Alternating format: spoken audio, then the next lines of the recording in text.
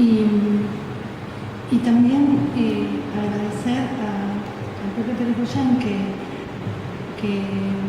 me invitó a ayudar a pensar su cuestión en el Museo Histórico Nacional. Fruto de esto es las reflexiones que voy a hacer ahora muy brevemente, y quiero decir que parte de esto está publicado en un libro que se llama El Museo de Escena, que hizo Américo Castilla, así que si leyeron ese artículo, perdonen, pero varias cosas de esas voy a comentar aquí. Y básicamente mi comentario tiene que ver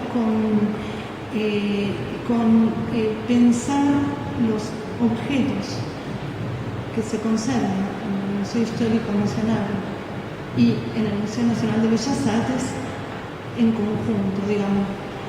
¿Qué hay de arte en el Museo Histórico Nacional y qué hay de historia en el Museo Nacional de Bellas Artes? Este sería como el título general de esto. ¿Y por qué? Bueno, yo voy a leer un poquito y luego voy a tratar de comentar para no ser muy largo. Sé que está todo el mundo cansado. Destacado otro retrato que no es el de los 5 retratos de José Gil de Castro que hizo de San Martín, sino uno que es probablemente obra de su hija, y una puesta en escena muy importante para iluminar una zona que el San Martín de Mitre no explicitaba, que era ese San Martín del ostracismo, sobre el cual no había documentación, o sea, no había textos, no había en qué apoyarse para hablar de su modo de vida, de su templanza, de un montón de adjetivos que Sada logra poner en juego a partir del dispositivo del dormitorio. Y ese texto de Quesada que le escribe para el museo sobre el dormitorio de San Martín termina diciendo: Bolívar murió desesperado, a partir de la comparación, San Martín murió como un hombre justo, o sea, murió en paz como un hombre justo. O sea, el dormitorio tenía un valor didáctico y su puesta en escena resultaba iluminadora de toda esa larga cantidad de años de San Martín en Francia. Bueno, acá yo tengo un montón de imágenes que tienen que ver con las intervenciones estéticas, la enorme cantidad de, no quiero adjetivar, pero de extrañas decisiones estéticas del director del Museo Histórico Nacional, decisiones que afectaban no solamente a su patrimonio, sino también decisiones de emplazamientos de monumentos, de descartar, este es el proyecto de Ilustre que propone descartar en la comisión y toda la polémica que se genera.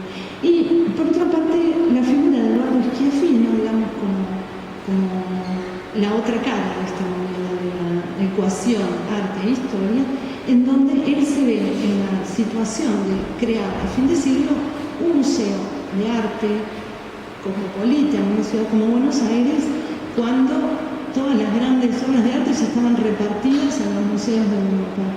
Entonces, también es muy interesante analizar cómo la historia del arte es encarada por Schiaffino en este museo, que se basó fundamentalmente, esto es también cambio de sedes sucesivas, se basó fundamentalmente en otra red de relaciones que fue la de los coleccionistas de arte, o sea, quienes él también apela, sabe a quién apelar, sabe cómo, y produce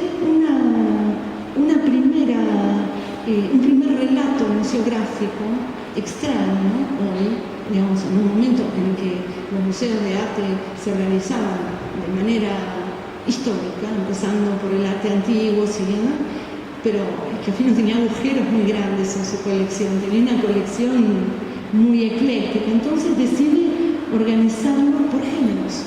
Había zonas de retratos, zonas de batallas, zonas de naturalezas muertas.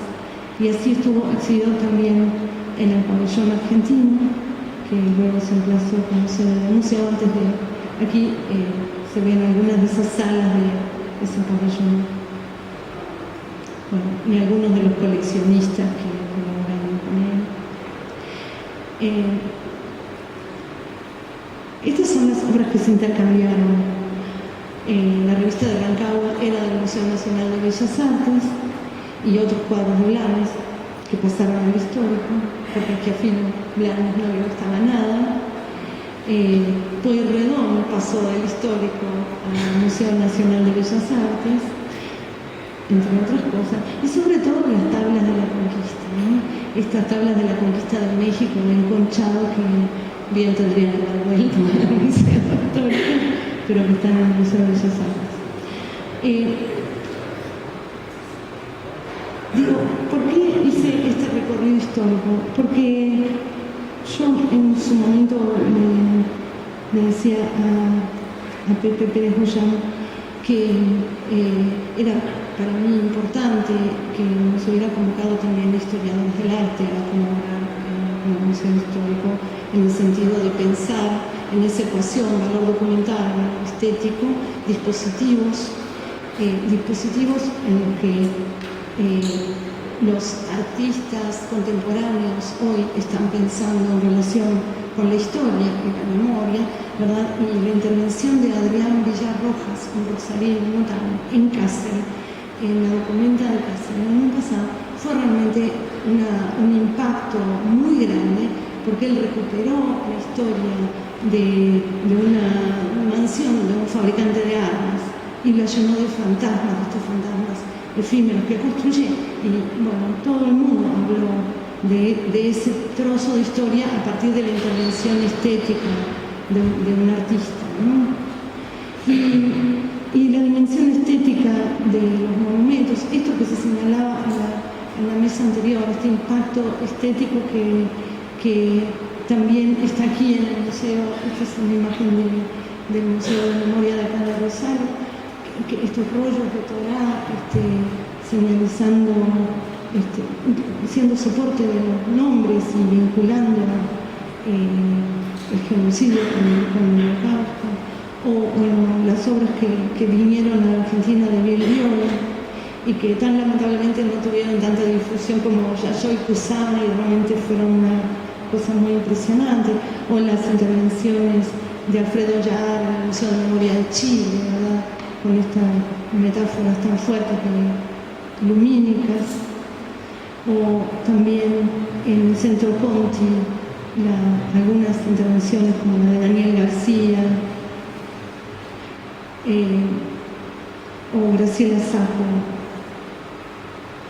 o esta cámara de holocausto del Museo Judío de Berlín. Es decir, esta posibilidad de pensar los objetos como disparadores de reflexión, acompañados abriendo el camino al trabajo de los historiadores. Digo, el museo, en mi opinión, sigue teniendo un importante rol didáctico. En general, son los primeros pares con los que se enfrentan los niños cuando van con la maestra de la escuela.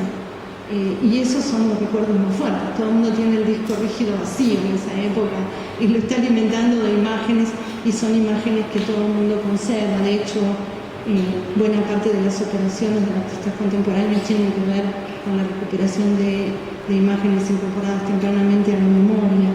Creo que la cuestión de la memoria en relación con estos otros museos que no son de memoria, sino que son de arte, de historia, es un elemento importante.